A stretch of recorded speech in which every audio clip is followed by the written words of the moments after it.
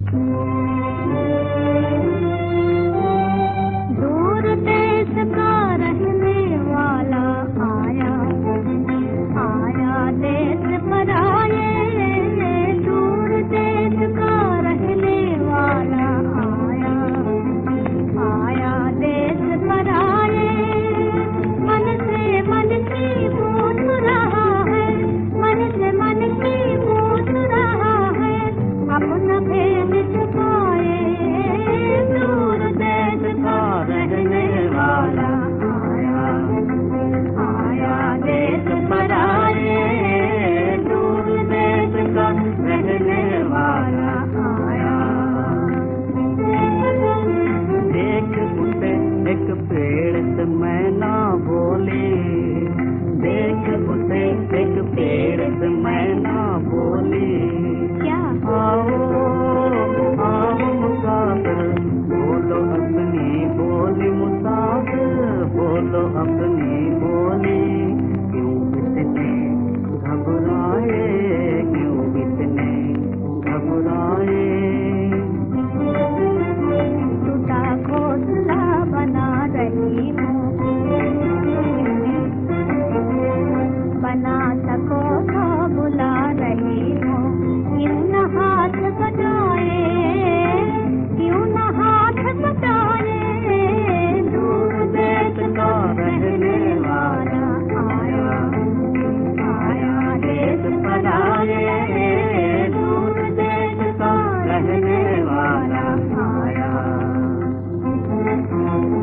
भूला मुसाफिर रूठ गया, हाँ रूठ गया, दिल तोड़ दिया।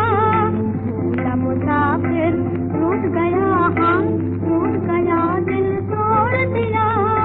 पाया था एक राज फूल से छोड़ दिया, फिर लेने को हम आए।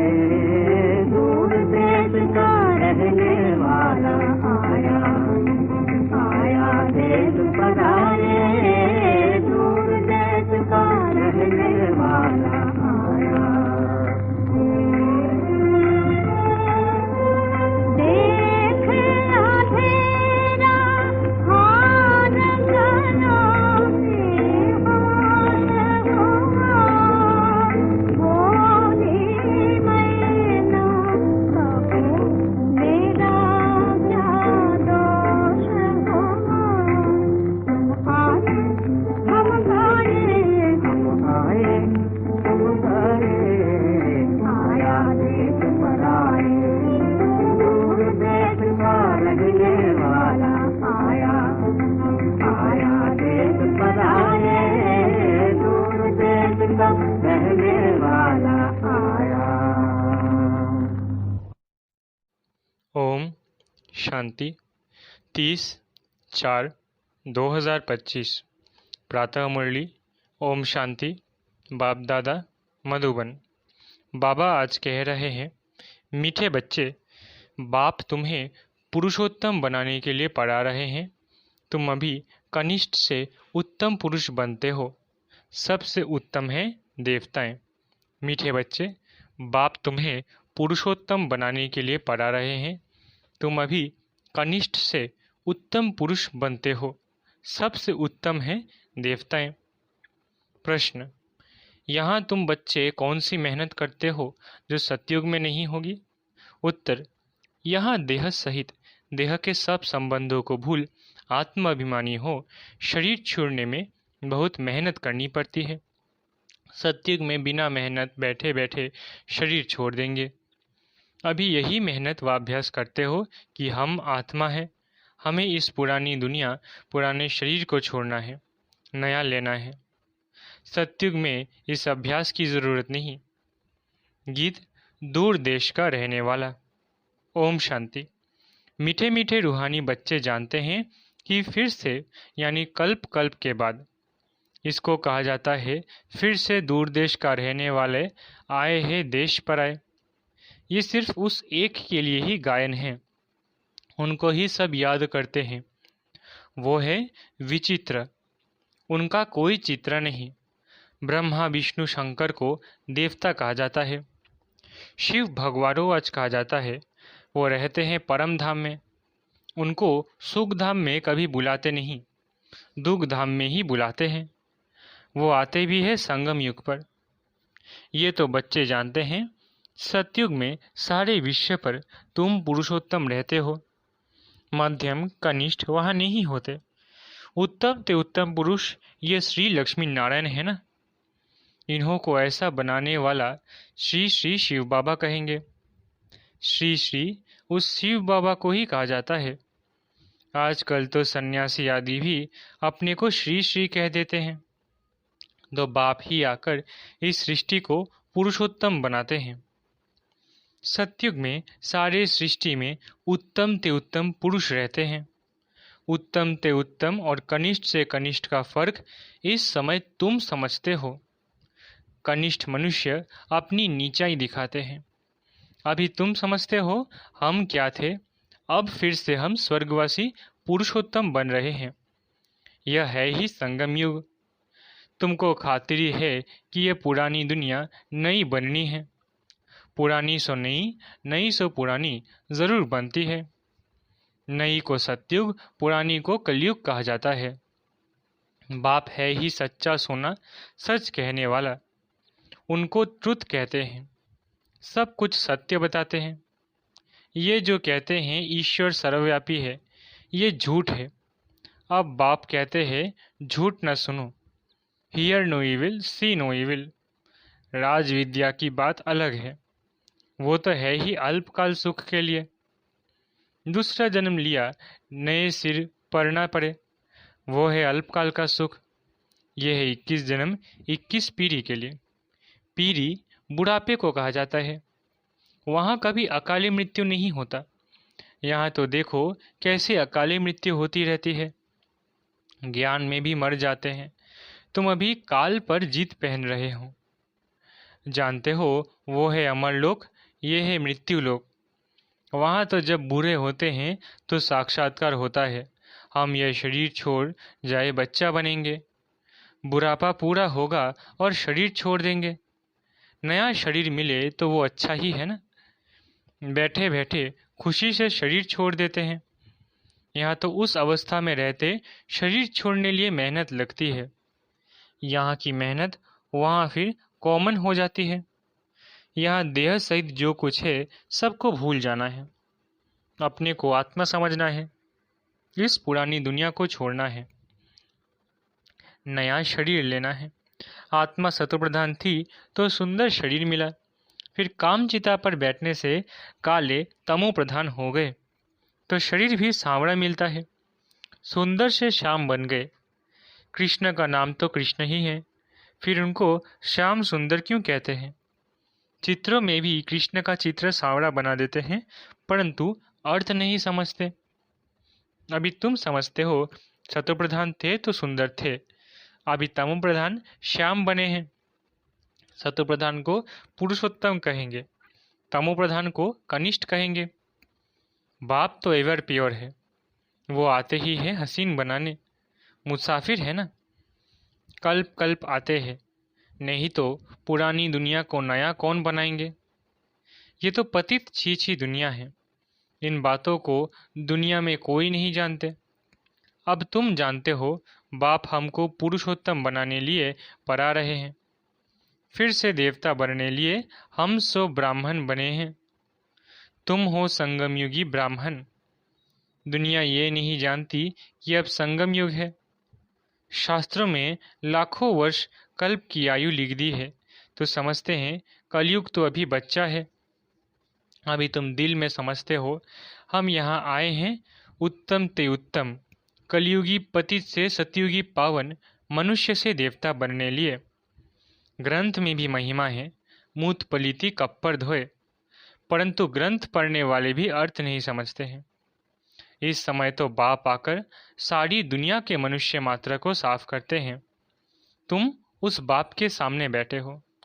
बाप ही बच्चों को समझाते हैं। ये रचता और रचना की नॉलेज और कोई जानते ही नहीं। बाप ही ज्ञान का सागर है। वो सत है, चैतन्य है, अमर है, पुनर्जन्म रहित है, शांति का सागर, सुख का सागर, पवित्रता का सागर है। उनको ही बुलाते हैं कि आकर ये वर्षा दो। तुमको अभी बाप 21 जन्मों के लिए वर्षा दे रहे हैं। यह है अविनाशी पराई। पढ़ाने वाला भी अविनाशी बाप है। आधा कल्प तुम राज्य पाते हो, फिर रावण राज्य होता है। आधा कल्प है राम राज्य, आधा कल्प है रावण राज्य। प्राणों से प्यारा एक बाप ही है, क्योंकि वही तुम बच्चों को सब दुखों से छुड़ाए अपार सुख में ले जाते हैं। तुम निश्चय से कहते हो वो हमारा प्राणों से प्यारा पारलौकिक बाप है। प्राण आत्मा को कहा जाता है। सब मनुष्य मात्र उनको याद करते हैं, क्योंकि आधा कल्प के लिए दुख से छुड़ाए शांति और सुख देने वाला बाप ही है। तो प्राणों से प्यारा हुआ ना। तुम जानते हो सतयुग में हम सदा सुखी रहती हैं, बाकी सब शांति धाम में चले जाएंगे। फिर रावण राज्य में दुख शुरू होता है। दुख और सुख का खेल है। मनुष्य समझते हैं यहाँ ही अभी अभी सुख है, अभी अभी दुख है, परंतु नहीं। तुम जानते हो स्वर्ग अलग है, नरक अलग है। स्वर्ग की स्थापना बाप राम करते हैं, नरक की स्थापना रावण करते हैं, जिसको वर्ष वर्ष जलाते हैं। परंतु क्यों जलाते हैं, क्या चीज़ है, कुछ नहीं जानते। कितना खर्चा करते हैं, कितनी कहानियां बैठ सुनाते हैं। राम की सीता भगवती को रावण ले गया। मनुष्य भी समझते हैं ऐसा हुआ होगा। अभी तुम सबका ऑक्यूपेशन जानते हो, ये तुम्हारी बुद्धि में नॉलेज है। सारे वर्ल्ड की हिस्ट्री ज्योग्राफी को कोई भी मनुष्य मात्र नहीं जानते होंगे, बाप ही जानते हैं। उनको वर्ल्ड का रचयिता भी नहीं कहेंगे, वर्ल्ड तो है ही। बाप सिर्फ आकर नॉलेज देते हैं कि ये चक्र कैसे फिरता है। भारत में इन लक्ष्मी नारायण का राज्य था, फिर क्या हुआ? देवताओं ने कोई से लड़ाई की क्या? कुछ भी नहीं। आधा कल्प बाद रावण राज्य शुरू होने से देवताएं वाम मार्ग में चले जाते हैं। बाकी ऐसे नहीं कि युद्ध में कोई ने हराया। लश्कर आदि की कोई बात नहीं। न लड़ाई से राज्य लेते न गंवाते हैं। ये तो योग में रहे पवित्र बन, पवित्र राज्य तुम स्थापन करते हो। बाकी हाथ में कोई चीज़ नहीं। ये है डबल अहिंसा। एक तो पवित्रता की अहिंसा, दूसरा तुम किसको दुख नहीं देते। सबसे कड़ी हिंसा है काम कटारी की, जो ही आदि मध्य अंत दुख देती है। रावण के राज्य में ही दुख शुरू होता है, बीमारियां शुरू होती है। कितने ढेर बीमारियां हैं, अनेक प्रकार की दवाइयां निकालते रहते हैं, रोगी बन पड़े हैं ना। तुम इस योग बल से 21 जन्मों के लिए निरोगी बनते हो। वहाँ दुख व बीमारी का नाम निशान नहीं रहता। उसके लिए तुम पढ़ रहे हो। बच्चे जानते हैं भगवान हमको पढ़ाकर भगवान भगवती बना रहे हैं। पढ़ाई भी कितनी सहज है। आधा पौना घंटे में सारे चक्र का नॉलेज समझा देते हैं। 84 जन्म भी कौन कौन लेते हैं ये तुम जानते हो। भगवान हमको पढ़ाते हैं, वो है ही निराकार। सच्चा सच्चा उनका नाम है शिव। कल्याणकारी है ना, सर्व का कल्याणकारी, सर्व का सद्गति दाता है। ऊंचते ऊंच बाप, ऊंचते ऊंच मनुष्य बनाते हैं।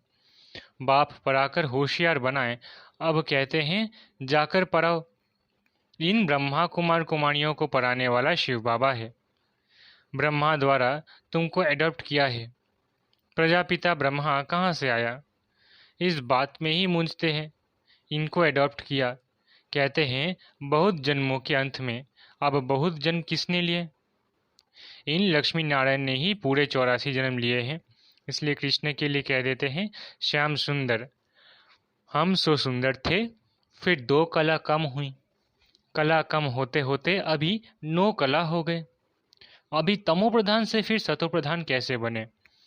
बाप कहते हैं मुझे याद करो तो तुम पावन बन जाएंगे। ये भी जानते हो ये रुद्र ज्ञान यज्ञ है।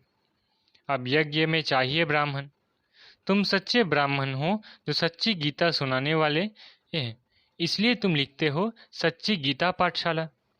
उस गीता में तो नाम ही बदल दिया है। हाँ, जिन्होंने जैसे कल पहले वर्षा लिया था वो ही आकर लेंगे। अपने दिल से पूछो, हम पूरा वर्षा ले सकेंगे? मनुष्य शरीर छोड़ते हैं तो हाथ खाली जाते हैं। वो विनाशी कमाई तो साथ में चलनी नहीं है। तुम शरीर छोड़ेंगे तो हाथ भरतू, क्योंकि 21 जन्मों के लिए तुम अपनी कमाई जमा कर रहे हो। मनुष्य की तो सारी कमाई मिट्टी में मिल जाएगी। इससे तो हम क्यों न ट्रांसफर कर बाबा को दे देवे। जो बहुत दान करते हैं वो तो दूसरे जन्म में साहूकार बनते हैं, ट्रांसफर करते हैं ना। अभी तुम 21 जन्मों के लिए नई दुनिया में ट्रांसफर करते हो। तुमको रिटर्न में 21 जन्मों के लिए मिलता है। वो तो एक जन्म के लिए अल्पकाल के लिए ट्रांसफर करते हैं। तुम तो ट्रांसफर करते हो 21 जन्मों के लिए। बाप तो है ही दाता। ये ड्रामा में नूंद है। जो जितना करते हैं वो पाते हैं। वो इनडायरेक्ट दान पुण्य करते हैं तो अल्पकाल के लिए रिटर्न मिलता है। ये है डायरेक्ट। अभी सब कुछ नई दुनिया में ट्रांसफ़र करना है। इनको ब्रह्मा को देखा, कितनी बहादुरी की। तुम कहते हो सब कुछ ईश्वर ने दिया। अब बाप कहते हैं ये सब हमको दो, हम तुमको विश्व की बादशाही देते हैं। बाबा ने तो फट से दे दिया, सोचा नहीं, फुल पावर दे दी। हमको विश्व की बादशाही मिलती है। वो नशा चढ़ गया। बच्चों आदि का कुछ भी ख्याल नहीं किया। देने वाला ईश्वर है तो फिर किसी का रिस्पॉन्सिबल थोड़ी ही रहे। 21 जन्म के लिए ट्रांसफ़र कैसे करना होता है, इस बाप को, ब्रह्मा बाबा को देखो, फॉलो फादर। प्रजापिता ब्रह्मा ने किया ना। ईश्वर तो दाता है, उसने इनसे कराया। तुम भी जानते हो हम आए हैं बाप से बादशाही लेने। दिन प्रतिदिन टाइम थोड़ा होता जाता है।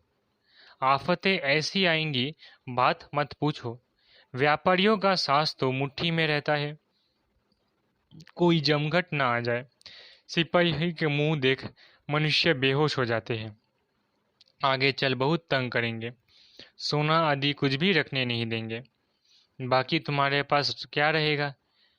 पैसे ही नहीं रहेंगे जो कुछ खरीद कर सको। नोट आदि भी चल ना सके। राज्य बदल जाता है। पिछाड़ी में बहुत दुखी हो मरते हैं। बहुत दुख के बाद फिर सुख होगा। यह है खूने नायक खेल। नेचुरल कैलामिटीज भी होंगी। इससे पहले बाप से पूरा वर्षा तो लेना चाहिए। बल घूमो फिरो, सिर्फ बाप को याद करते रहो तो पावन बन जाएंगे। बाकी आफतें बहुत आएंगी, बहुत हाय हाय करते रहेंगे। तुम बच्चों को अभी ऐसी प्रैक्टिस करनी है जो अंत में एक शिव बाबा ही याद रहे।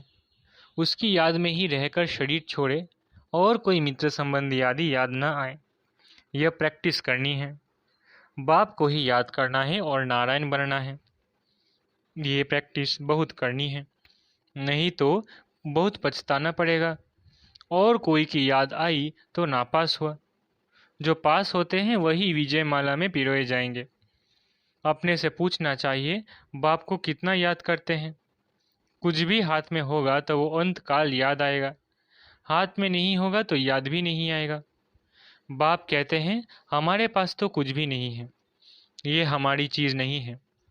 उस नॉलेज के बदले यह लो तो 21 जन्म के लिए वर्षा मिल जाएगा, नहीं तो स्वर्ग की बादशाही गंवा देंगे। तुम यहाँ आते ही हो बाप से वर्षा लेने। पावन तो ज़रूर बनना पड़े, नहीं तो सज़ा खाकर हिसाब किताब चुकतू कर जाएंगे। पद कुछ नहीं मिलेगा। श्रीमत पर चलेंगे तो कृष्ण को गोद में ले लेंगे। कहते हैं ना, कृष्ण जैसा पति मिले व बच्चा मिले। कोई तो अच्छी रीति समझते हैं, कोई तो फिर उल्टा सुल्टा बोल देते हैं। अच्छा, मीठे मीठे सिखिलते बच्चों प्रति माता पिता बाप दादा का याद प्यार गुड मॉर्निंग। रूहानी बाप की रूहानी बच्चों को नमस्ते।